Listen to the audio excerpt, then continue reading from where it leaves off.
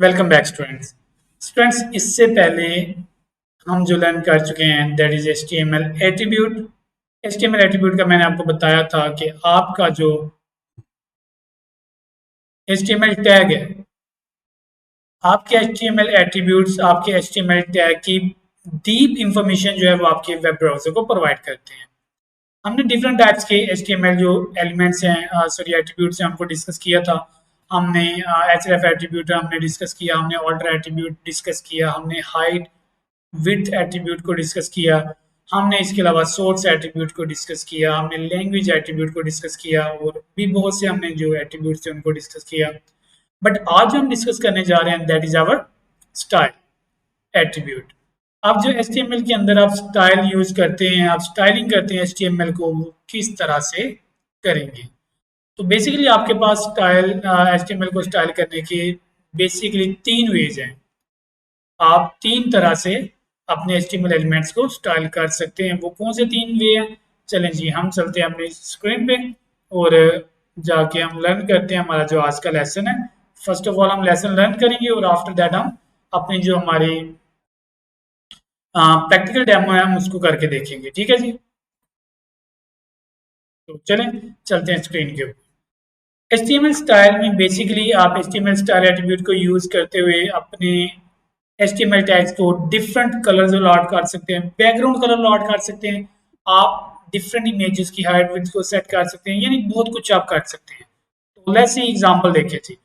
First of all आपने क्या करना है, आपने सिर्फ और सिर्फ अपने टैग के अंदर HTML टैग के अंदर एट्रीब्यूट पास करना है, स्टाइल एट्रीब्यूट। उसके बाद इक्वल साइन और उसके बाद आपने ये दो इन्वर्टेड कोमास लगाने हैं और जितनी भी स्टाइलिंग है आपने इन दो इन्वर्टेड कोमास के अंदर ही लिखनी है। ठीक है, अब बात है जी हमारी HTML स्टाइल एट्रीब्यूट की। तो मैं आपको बता चुका हूँ कि एट्रीब्यूट्स पेयर की फॉर्म में होते हैं। एक हमारे पास एट्रीब्यूट का नेम होता है और एक हमारे पास एट्रीब्यूट की वैल्यू होती है।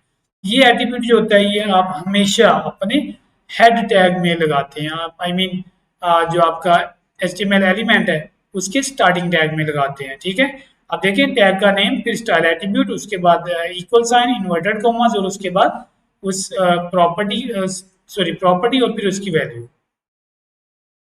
फॉर एग्जांपल हम बात करने वाले हैं जी बैकग्राउंड कलर अगर आपने चेंज करना है तो आप क्या करेंगे।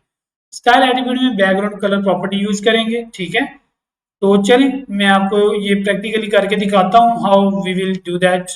हम चलते हैं जी अपने पेज पे। यहाँ पे मैं इसको क्या करूँगा, कंट्रोल ए से सारा सेलेक्ट किया, हमने डिलीट कर दिया, हमने न्यू पेज क्रिएट किया। यहाँ पे हम नाम लिखेंगे जो हमारा स्टाइल, स्टाइलिंग लिखते हैं हम, स्टाइलिंग, स्टाइलिंग इन HTML। यहाँ पे मैं एक हेडिंग जो है वो देता हूँ H1। तो हम लिखते हैं जी स्टाइलिंग इन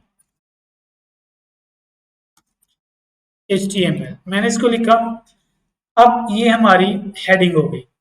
जो हमने फर्स्ट रूल पढ़ा है वो क्या है जी कि आपने आपका जो HTML एलिमेंट है उसके हेड सेक्शन में एट्रीब्यूट्स पास करना है स्टाइल एट्रीब्यूट। देखिए मैंने स्टाइल एट्रीब्यूट पास किया, फिर मैंने आपको बताया आपने इन्वर्टेड कोमास लगाने हैं।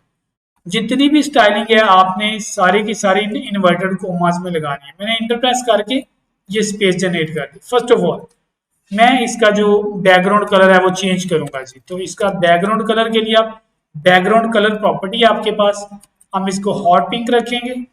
ठीक है, उसके बाद मैं इसको पहले सेव करता हूँ, फिर आपको वन बाय वन इसका जो आउटपुट है वो दिखाता जाता हूँ। ठीक है, तो मैंने इसको सेव किया तो you can see hot pink का जो स्टाइलिंग इन HTML कंटेंट है वो आपको शो हो गया। अगेन यहाँ पे जाके मैं क्या करता हूँ जी, मैं इसको कलर प्रॉपर्टी दूंगा। कलर प्रॉपर्टी आप अपने कंटेंट को डिफरेंट कलर देने के लिए यूज करते हैं। मैंने इसको आप व्हाइट कलर दे दिया फॉर एग्जांपल, मैंने इसको व्हाइट कलर दिया। मैं इसको सेव करता हूँ, फिर मैं ब्राउजर पे जाता हूँ तो ये देखिए अब इसका जो कलर है पहले ब्लैक था, अब ये व्हाइट हो गया। अब इसको सेंट्रलाइज करने के लिए मैं क्या करूंगा, टेक्स्ट अलाइन प्रॉपर्टी है और इस प्रॉपर्टी की वैल्यू आप रखेंगे सेंटर। इसको हमने किया सेव, सेव करके ब्राउजर पे गए तो यू कैन सी अब आपका जो HTML है ये शो है सेंटर में। तो इस तरह आपके पास बहुत ज्यादा स्टाइलिंग एट्रीब्यूट्स अवेलेबल हैं स्टाइलिंग प्रॉपर्टीज अवेलेबल है, सॉरी एट्रीब्यूट एक ही है आपके पास स्टाइल एट्रीब्यूट, बट उसके अंदर प्रॉपर्टीज आपके पास डिफरेंट है। आप इन प्रॉपर्टीज की डिफरेंट वैल्यूज अटैच करके डिफरेंट आउटपुट जो है वो ले सकते हैं, ठीक है। और नेक्स्ट जो है हमारे पास, लेट मी चेक,